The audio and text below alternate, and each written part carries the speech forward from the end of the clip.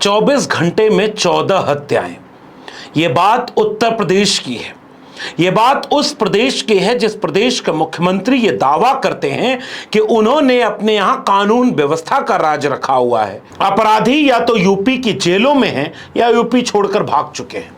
और जिस बात की तायीद करने के लिए कभी कभी प्रधानमंत्री नरेंद्र मोदी और गृह मंत्री अमित शाह भी उत्तर प्रदेश में जाके कसीदे पढ़ते रहते हैं।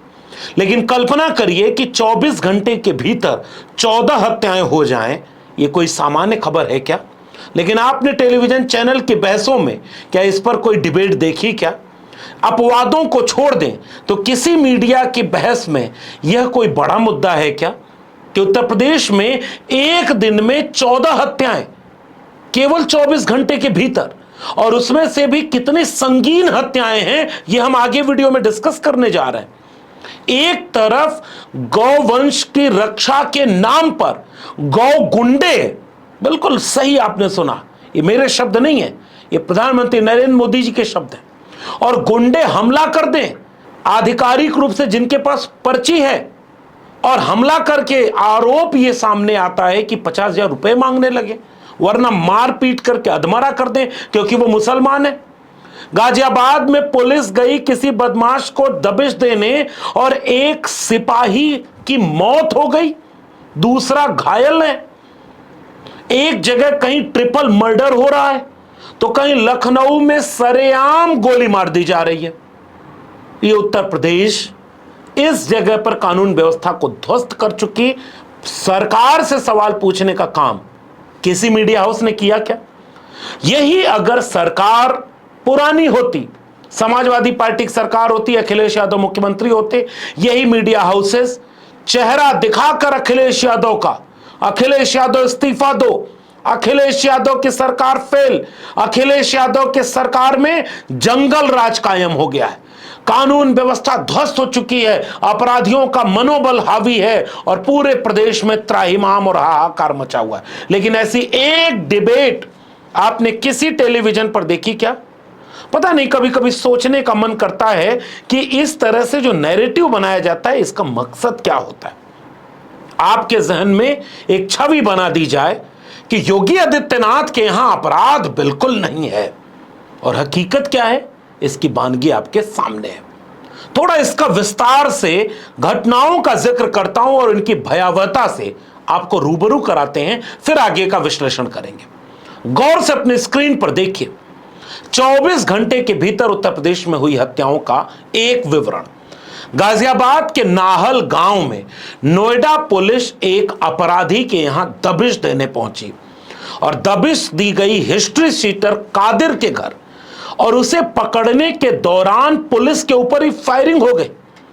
कांस्टेबल सौरभ कुमार शहीद हो गए, सिपाही सोनित घायल हो गए। मनोबल इतना बढ़ गया कि पुलिस को क्या पता नहीं था कि अपराधी क्या कर सकते हैं? पुलिस ने रेकी नहीं की थी, पुलिस के लोकल इंटेलिजेंस से कोई सपोर्ट नहीं लिया था, लेकिन पुलिस है। एक सवाल पूछता हूं कि इंस्पेक्टर सुबोध सिंह को भूल गए कि आप याद रखें? याद नहीं है ना? मैं बताऊं, 2018 की घटना है। इंस्पेक्टर सुबोध ड्यूटी पर थे, वर्दी में थे, और कुछ लोग गौवंश के नाम पर अपराध को अंजाम दे रहे थे। इंस्पेक्टर सुबोध अपनी ड्यूटी करने के लिए वहां हाजिर हुए, गोली मार दी गई, शहीद हो गए। उनमें से कितने अपराधी आज की तारीख में जेल में हैं? उसी उत्तर प्रदेश में। और इंस्पेक्टर सुबोध, उनका नाम बता रहा है कि वो मुसलमान नहीं थे। अब आइए अलीगढ़ की घटना के बारे में बात करते हैं। अलीगढ़ की घटना का जिक्र करूं उससे पहले मैं चाहता हूं कि प्रधानमंत्री नरेंद्र मोदी का पुराना वाला भाषण सुन लीजिए। मैं कभी कभी ये जो गौरक्षा के नाम पर कुछ लोग अपनी दुकानें खोल करके बैठ गए हैं, मुझे इतना गुस्सा आता है। गौ भक्त अलग है, गौ सेवक अलग है। मैं राज्य सरकारों को अनुरोध करता हूं कि ऐसे जो स्वयंसेवी निकले हैं, अपने आप को बड़ा गौरक्षक मानते हैं, उनका जरा डोजियर तैयार करो। 70-80% ऐसे निकलेंगे जो ऐसे गोरख धंधे करते हैं जो समाज स्वीकार नहीं करता है, लेकिन अपनी उस बुराइयों को से बचने के लिए ये गौरक्षा का चोला पहन करके निकलते हैं। 6 अगस्त 2016 को दिल्ली के एक टाउन हॉल इवेंट में प्रधानमंत्री मोदी का बयान है कि मुझे बहुत गुस्सा आता है ऐसे लोगों पर जो रात में अपराध करते हैं और दिन में गौरक्षक का चोला पहन लेते हैं। 90% गौरक्षक असामाजिक तत्व हैं। गौरक्षा के नाम पर लोगों को पीटना बंद होना चाहिए। राज्य सरकारों को ऐसे लोगों की सूची बनानी चाहिए और सख्त कार्रवाई करनी चाहिए। प्रधानमंत्री नरेंद्र मोदी के शब्द हैं। जुलाई 2017 को साबरमती आश्रम गुजरात में एक जनसभा के दौरान प्रधानमंत्री नरेंद्र मोदी बोलते हैं कि गौरक्षा के नाम पर हिंसा स्वीकार्य नहीं है। हम गांधी के देश में रहते हैं, हिंसा का कोई स्थान नहीं। गौरक्षा के नाम पर कानून हाथ में लेने वालों को बख्शा नहीं जाएगा। गाय की रक्षा, गौ की भक्ति महात्मा गांधी और विनोबा भावे से बढ़कर के कोई नहीं होता। अगर गाय की भक्ति करनी है, गाय की रक्षा करनी है, तो गांधी जी ने और विनोबा जी ने हमें उत्तम राह दिखाई। उसी रास्ते पर देश को चलना ही पड़ेगा। उसी में देश का कल्याण। क्या किसी इंसान को मारने का हमें हक मिल जाता? क्या ये गौभक्ति है? क्या ये गौरक्षा है? पूज्य बापू का रास्ता ये नहीं हो सकता। 26 जून 2019 को झारखंड में मॉब लिंचिंग की घटना के बाद लोकसभा में बयान देते हुए उन्होंने कहा कि गौरक्षा के नाम पर किसी की हत्या करना समाज के लिए शर्मनाक है। भीड़ द्वारा की गई हिंसा सभ्य समाज के लिए कलंक है। राज्य सरकारें सख्त कार्रवाई करें। कानून के राज के तहत सबको जीना होगा। उसके बाद अलीगढ़ चलिए। अलीगढ़ की घटना आपको बताएगी कि उत्तर प्रदेश में कानून व्यवस्था और नरेंद्र मोदी के तमाम भाषणों का असर क्या हो रहा है। उत्तर प्रदेश के अलीगढ़ में शक के आधार पर 4 निर्दोष मीट कारोबारियों, जिनके नाम हैं अकील, अरबाज, कदीम और अकील, को भीड़ ने पीट पीट कर अधमरा कर दिया। और जरा गौर से सुनिए, उन तस्वीरों को तो हम दिखा भी नहीं सकते। एक बार सोचिएगा, अकील, अरबाज और कदीम के भी तो बच्चे होंगे, परिवार होगा, उनको भी तो ये दिख रहा होगा कि एक ऐसे देश में जिसमें कानून का राज है, एक भीड़ आती है, अफवाह उड़ाती है कि इसमें गोवंश है, घेर लेती है, पीट पीट कर अधमरा कर देती है, और फिर बाद में यह सबूत सामने आया, पैसा मांगती है, 50,000 रुपया दे दो, जाओ। सुनिए जरा गौर से पीड़ितों के बयान को। 50,000 रुपये गाड़ी दे आओ और तुम ले आओ। 1.25 घंटे तक उन लोगों ने हमें बेरहमी से मारा है। कोई मदद नहीं पहुंची वहां पर किसी की भी। 4-5 मोटरसाइकिल ही उन्होंने पकड़ लिया। और इसके बाद सोचिए कि पुलिस का बयान क्या है। अलीगढ़ पुलिस की तरफ से एक आला अधिकारी कह रहे हैं कि जब हमने डॉक्टरों को बुलाकर जांच कराई तो जांच में प्रथम दृष्टया पाया गया कि ये तो भैंस का मांस है, गोवंश नहीं है। सुनिए पुलिस अधिकारी को। क्योंकि हमें ये सूचना दी गई थी और इन्हीं कार्यकर्ताओं और पुलिस की मदद से उस गाड़ी को उस दिन पकड़ा गया था। उस गाड़ी को पकड़ के और थाना अकराबाद पे ले जाया गया था और वहां पे डॉक्टर्स को बुलाया गया था। उन्होंने उसी की सैंपलिंग की थी। डॉक्टर के पास सैंपलिंग करने का एक तो प्रथम दृष्टया रिपोर्ट का एक तरीका होता है और दूसरा एक डिटेल रिपोर्ट का तरीका होता है। तो प्रथम दृष्टया जब डॉक्टर ने कह दिया कि वो जो है भैंस का मांस है, एक दूसरा जिन्हें पकड़ा गया था उनके पास रजिस्टर्ड वो रसीदें थी जहां से वो उसका स्लॉटर करवा के लाए थे और जहां से जिस पेट से उन्होंने खरीदा था। तो ये सभी प्रथम दृष्टया साक्ष्यों को देखते हुए उनपे उस हिसाब से वहां उस समय विधिक कार्रवाई अमल में लाई गई। इसका मतलब ये कि अपराधियों का मनोबल कैसे बढ़ा। गाजियाबाद के अपराधी पुलिस पर गोली चलाने से नहीं डर रहे। अलीगढ़ के लिंचिंग करने वाले गाय के नाम पर, गौवंश की रक्षा के नाम पर अधमरा कर दे इंसानों को। इन दोनों में क्या कानून का खौफ खत्म हो गया? और यह बात जो नई आ रही है, इस पर पुलिस का क्या कहना होगा, इस पर जरा सोचिएगा।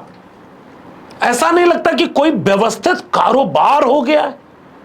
मार देंगे तुमको गोली और कह देंगे, लिंच कर देंगे तुमको और कह देंगे कि गाय लेके जा रहा था काट करके, वरना 50,000 रुपया दे दो।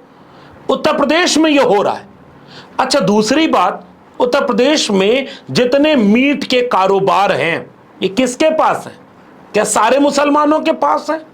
ये क्या आधिकारिक नहीं है? क्या सरकार इन्हें रोकती है कि नहीं, लाइसेंस देती है कि नहीं? और जिसके पास पर्ची थी, उस पर्ची पर सारे विवरण लिखे हुए थे, खुलेआम गुंडई। और जरा सुनिए, इन सारे गुंडों को श्रेय देने वाले इनके महबूब नेता कौन है और ये क्या बोल रहे हैं अलीगढ़ के ये गुंडे, जरा इसको सुनिए। मैं योगी समर्थक हूं और योगी समर्थक भी इसलिए हूं क्योंकि योगी जी भी गाय को पूछते हैं और मैं भी पूछता हूं और मुझ जैसे तमाम सनातनी इस देश में गाय को पूछते हैं। मैं अलीगढ़ पुलिस प्रशासन से सीधी मांग कर रहा हूं, जो भी पुलिसकर्मी इस क्षेत्र में इसमें दोषी हैं, चाहे वो क्षेत्राधिकारी हों, थाना अध्यक्ष हों, चाहे वो दरोगा जी हों यहाँ के, उनको तत्काल प्रभाव से निलंबित कीजिए और एक ऐसा आदेश या एक ऐसा सिस्टम यहाँ पारित कीजिए कि अलीगढ़ जनपद की सीमा के अंदर कोई भी गौकची ना हो। ये बार बार की गौकची ना हिंदू समाज झेलने की स्थिति में नहीं है।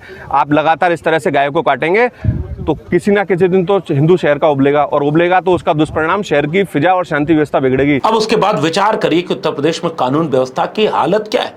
उसके बाद सोचिएगा कि इन्हीं का एक सांसद विदेश में जाकर कहता है कि इस भारत में इतने ज्यादा मुसलमान हैं जो दुनिया के बहुत कम देशों में, और हम सेकुलर देश हैं।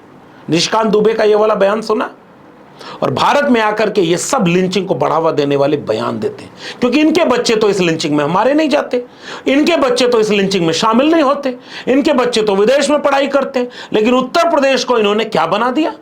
और उत्तर प्रदेश की घटनाओं को जरा आगे सुनिए। उत्तर प्रदेश के अपराध ब्यूरो के आंकड़े बता रहे हैं कि हर दिन 10 अपराध हो रहे हैं, हत्या हर दिन आधा दर्जन से 1.5 दर्जन के बीच में हत्या, बलात्कार, महिला शोषण, दलित पिछड़ा शोषण उत्तर प्रदेश में आम हो चुका है। और इस पर एनसीआरबी का डेटा कह रहा है कि अपराध पिछले 7-8 साल में कई गुना बढ़ गया। तुलना कर लीजिए। लेकिन टेलीविजन चैनल इस पर खामोश क्यों रहते हैं? ये सारी बातों पर योगी आदित्यनाथ की फोटो लगा करके कोई इस्तीफा क्यों नहीं मांगता? वो सारे पत्रकार कहां चले गए जो अखिलेश यादव का इस्तीफा मांगा करते थे, जो आज की तारीख में कोई घटना हो जाए तो हेमंत सोरेन का इस्तीफा मांगने पहुंच जाएंगे, जो आज की तारीख में बंगाल में तो हर दिन जब कोई ऐसी बात आ जाए ममता बनर्जी का इस्तीफा मांगने लगेंगे। वो सारे लोग कहां हैं जो कभी बिहार को जंगल राज तो कभी उत्तर प्रदेश को जंगल राज कहा करते थे, क्योंकि कभी बिहार में लालू यादव का शासन था, कभी उत्तर प्रदेश में मायावती जी का शासन था, अखिलेश यादव का शासन था। ये दलितों पिछड़ों के शासन को जंगल राज, और बाकी जगह क्या है? मध्य प्रदेश में कौन सा राज है? क्योंकि वहां तो बीजेपी है। अब जरा उत्तर प्रदेश में आगे विवरण सुनिए घटनाओं का। लखनऊ के सर्वोदय नगर पुलिस चौकी के पास खाने के विवाद में सरेआम फायरिंग करके एक युवक की गोली मारकर हत्या कर दी गई। पिछले 24 घंटे का विवरण है ये। लखनऊ में सरेआम गोली मार करके एक व्यक्ति की हत्या कर दी गई। लखनऊ के बंथरा थाना क्षेत्र में एक युवक का शव बरामद हुआ। जौनपुर के जाफराबाद थाना क्षेत्र में ट्रिपल मर्डर हुआ। एक पिता और 2 बेटों की हथौड़ों से पीट पीट कर हत्या कर दी गई। पीट पीट कर। कोई खौफ नहीं कानून का, कोई शासन का इकबाल नहीं बचा हुआ है। फिरोजाबाद में जमीन विवाद में ग्राम प्रधान उसके बेटे को मारकर हत्या कर दी। अंबेडकर नगर में विपुल नामक एक युवक की हत्या हो गई। कन्नौज में पत्नी की हत्या हो गई। हापुड़ में एक हिस्ट्री शीटर को किसी ने गोली मार दिया। पिछले 24 घंटे के भीतर 14 हत्याएं, कभी 10 कभी 12, औसत लगभग यही है। उत्तर प्रदेश के वो अपराधी कहां गए फिर? उत्तर प्रदेश के माफिया को जब मिट्टी में मिला दिया है योगी आदित्यनाथ की पुलिस ने, तो ये क्या हो रहा है? हालांकि हम पुलिस की बात क्या करें, ये वही उत्तर प्रदेश है। अगर आप भूले न हो तो इसी उत्तर प्रदेश में 2 बार, एक नहीं 2 बार अपहरण हुआ। बंबई से कलाकार आ रहे थे उत्तर प्रदेश में कार्यक्रम करने के नाम पर बुलाया गया। कई दिन तक उन्हें घुमाते, घंटों उनको अपहरण करके फिरौती मांगी गई। नया धंधा उनप गया उत्तर प्रदेश में। उसके बाद तो हद तब हो गई जब पुलिस ही फिरौती मांगने लगी थी इसी उत्तर प्रदेश में। सारी खबरें आप भूल चुके होंगे। उत्तर प्रदेश में परमानेंट डीजीपी नहीं है। आपको कहां फर्क पड़ता है? उत्तर प्रदेश की पुलिस चप्पल पहनकर इनकाउंटर कर रही है। और इनकाउंटर की वीडियो अगर नहीं आपने देखी है तो जरा गौर से देखिए कि आज की तारीख में 2025 में ऐसा इनकाउंटर कहां होता है। चप्पल पहनकर के एसटीएफ गोली मार रही है। मजाक उड़ाया जा रहा है एनकाउंटर का, जो कभी कभी होता था, बहुत संगीन अपराधियों के खिलाफ होता था, उसे उत्तर प्रदेश पुलिस ने मजाक में तब्दील कर दिया। चप्पल पहनकर इनकाउंटर। आपको मंगेश वाली घटना भूल चुके होंगे, वहां भी यह मामला आया था। ऐसा उत्तर प्रदेश की पुलिस एक जमाने में ठाए ठाए मुंह से, बंदूक नहीं थी तो खेत के पास ठाए ठाए गोली चला रही थी उत्तर प्रदेश की पुलिस। ये उत्तर प्रदेश की पुलिस का इकबाल है। क्या आपने उत्तर प्रदेश की पुलिस को यह पहुंचा दिया? इसी उत्तर प्रदेश की पुलिस में जो अच्छे कर्मचारी होंगे, जो अच्छे सिपाही होंगे, जो अच्छे आईपीएस होंगे, जो अच्छे आईएएस होंगे, वो कहां हैं? वो चुप हैं, बेचारे बोल नहीं सकते क्योंकि सरकारी मुलाजिम है। लेकिन आप नागरिक हैं, आपको नहीं दिख रहा कि उत्तर प्रदेश की पुलिस कर क्या रही है? संभल में जब नमाज पढ़ने के लिए केवल काली पट्टी बांध करके मुसलमान सड़क पर उतरे थे और चुपचाप अपना नमाज पढ़कर एक विरोध प्रदर्शन कर रहे थे। 300 मुसलमानों के खिलाफ नामजद काम हुआ था, नामजद शिकायत दर्ज हुई थी। और उसी उत्तर प्रदेश की पुलिस में एक सीओ है, वो गदा लेकर वर्दी में, वो गदा लेकर वर्दी पहने हुए वो एक धार्मिक कार्यक्रम में शामिल हो जाता है। वो कभी भजन गाता है वर्दी पहन करके, कभी खुलेआम धमकी देता है वर्दी पहन करके।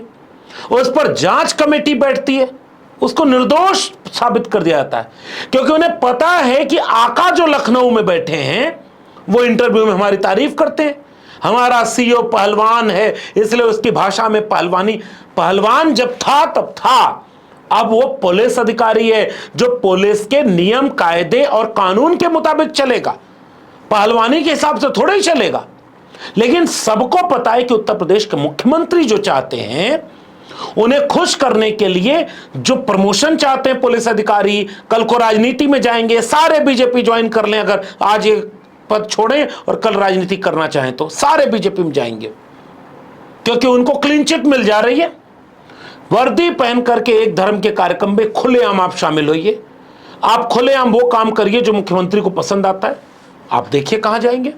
और जाते जाते मैं उत्तर प्रदेश के पुलिस का एक विवरण आपके सामने रखना चाहता हूं। उत्तर प्रदेश के पुलिस में कितने बड़े पद हैं और कितने पीडीए के लोगों के पास है, कितने पिछड़े, दलित और अल्पसंख्यक लोग हैं। उत्तर प्रदेश की पुलिस की वेबसाइट पर आंकड़ा है। मैं इस सूची को सिलसिलेवार आपकी स्क्रीन पर बस चलाना चाहता हूं, जो पब्लिक डोमेन में है, जो उत्तर प्रदेश पुलिस सुरक्षा आपकी संकल्प हमारा उनकी वेबसाइट है। उसे आप भी क्लिक करके देख सकते हैं, इसीलिए दी भी गई है कि लोग इसको जानते रहें। मैं स्क्रीन पर उसको स्क्रॉल कर रहा हूं। पूरे उत्तर प्रदेश के अलग अलग जोन के जितने डीआईजी, आईजी, एसपी, एसएसपी यानी बड़े अधिकारी जो प्रदेश चला रहे हैं, उनके नाम आपकी स्क्रीन पर हैं। इसमें कितने नाम पीडीए समाज के हैं, गौर से देखिए। हो सकता है चूंकि भारतीय जाति व्यवस्था ऐसी भी है कि जिसमें कई बार हो सकता है कि जातियां सरनेम की तरह लगी ना हो, या कई बार ऐसी हो जो आपको पता न चल पाए कि वो कौन है। लेकिन फिर भी इस देश में इतना तो समझ में आ जाता है कि कितने लोग पीडीए समाज के हैं। कुम्हार, लोहार, बढ़ई, नाई, मोची, निषाद, मल्ला, जाट, केवक, प्रजापति, बिंद, कुशवाहा, सैनी, शाक्य, कुर्मी, अहिर, तमाम जातियां, मोची, निषाद, वाल्मीकि, मेहतर, जाटव, जितनी जातियां हैं उत्तर प्रदेश में, जिनकी आबादी तकरीबन 50% से 60% होगी। और अगर दलित समाज को भी जोड़ ले तो लगभग 80% आबादी। उसका प्रदेश चलाने वाले अधिकारियों में कोई नाम दिख रहा है आपको? किसी के नाम के आगे राजभर, बिंद, केवट, निषाद, प्रजापति, गोंड ये सब दिख रहा है आपको? शाक्य, सैनी, कुशवाहा, तमाम सरनेम मिलेंगे आपको, दिखा? फिर उत्तर प्रदेश में शासन प्रशासन में कौन है? और अखिलेश यादव ने कई बार यह सवाल उठाया कि थानों के एसएचओ को जोड़ लें, इंस्पेक्टर को जोड़ लें, तो जो बड़ी बड़ी पोस्टिंग वो चिन्हित करके खास वर्ग के लोगों को बहुतायत में दी जा रही। उसके बाद उत्तर प्रदेश में अगर कानून व्यवस्था का सवाल उठाया जाए तो आपको भी समझ लेना चाहिए कि कानून व्यवस्था का सवाल असल में किस चीज से जुड़ता है, असल में इसकी मूल जड़ क्या है और असल में इसका असर क्या होगा। इसका असर यह होने वाला है कि अगर मीडिया इसे नहीं दिखाएगी तो ग्राउंड लेवल पर जितने प्रतिपक्षी खेमे के लोग हैं फर्जी मुकदमे में जेलों में होंगे, बुलडोजर के शिकार होंगे और इस तरह से उनको दमित किया जाएगा, कमजोर किया जाएगा कि वह प्रतिरोध करके सवाल न उठा पाए।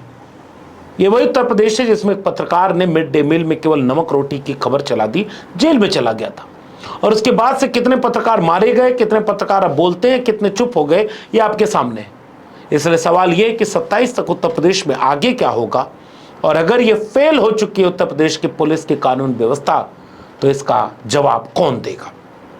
अपनी टिप्पणी नीचे कमेंट बॉक्स में आप जरूर दीजिएगा, क्योंकि आपकी टिप्पणी से हमें भी यह तय करने में सुविधा होती है कि हमारा विश्लेषण कैसा है।